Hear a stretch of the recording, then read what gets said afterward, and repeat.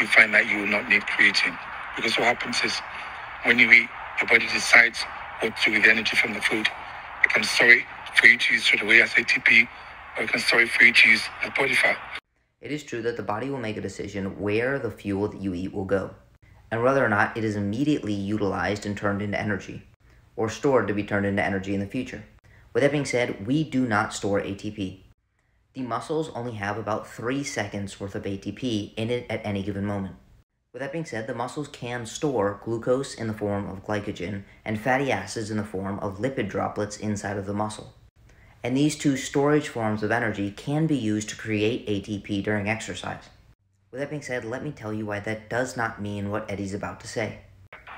When you eat all that crap, that protein powders and all that, and bars, there's too much sugar in them.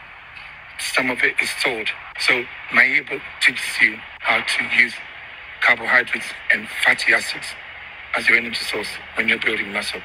When you do that, the energy from the food that you're eating will all be stored as ATP for you to access straight away rather than some of it body fat. When you try that, you find that you will not have any need for creatine. So it is true that there's absolutely no requirement for creatine. And we can get all of the creatine that we need from food. But you would have to eat a lot of steak and fish. With that being said, even if we did store all of the food that we eat as ATP, which as discussed we do not, there would still be a benefit of having creatine stores inside of the muscle. So it is true that we have phosphocreatine stores inside of the muscle, and this is simply a molecule of creatine with a phosphate attached. And I'll show you a video representation of this in a moment. So during exercise, we turn ATP, which has 3 phosphates, into ADP, which has 2 phosphates.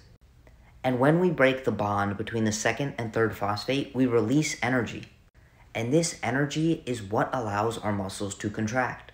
But it's not just our muscles, it's almost every single physiological function inside of the body, such as my ability to speak, breathe, and think. And creatine has 2 very important roles. The first is that creatine can actually act as a transport molecule for ATP. So it's inside of this mitochondria that we actually turn things like glucose, fatty acids, and amino acids into ATP. With that being said, the ATP is produced inside of the mitochondria, and we typically need ATP all around the cell to support a bunch of different physiological functions, such as muscle contraction. And studies indicate that creatine can actually enter into that mitochondria where the ATP is produced, bind to the ATP, and then bring it to the site where it's actually used for muscle contraction, basically allowing us to get this ATP where we need it when we need it. And not only that, when we use this ATP for energy and turn it into ADP, the creatine phosphate stored in the muscle is right there to donate one of its phosphate groups, regenerating ATP. And this regenerated ATP can be used to fuel yet another physiological function. And I absolutely do agree that eating a healthier diet will likely provide you with the greater ability to produce energy, and provide you with more mental and physical energy. But creatine can be used in tandem with these diets to improve exercise, mental, and physical performance. And it's not just good for physical performance. There are countless studies showing the benefits of creatine on cognitive performance and aiding in neurodegenerative conditions. And it is safe and well tolerated up to 30 grams a day for over 5 years. So I do agree with Eddie that we should strive to eat a more nutritionally complete diet. While I don't exactly agree with his notion that we should completely cut out all carbohydrates.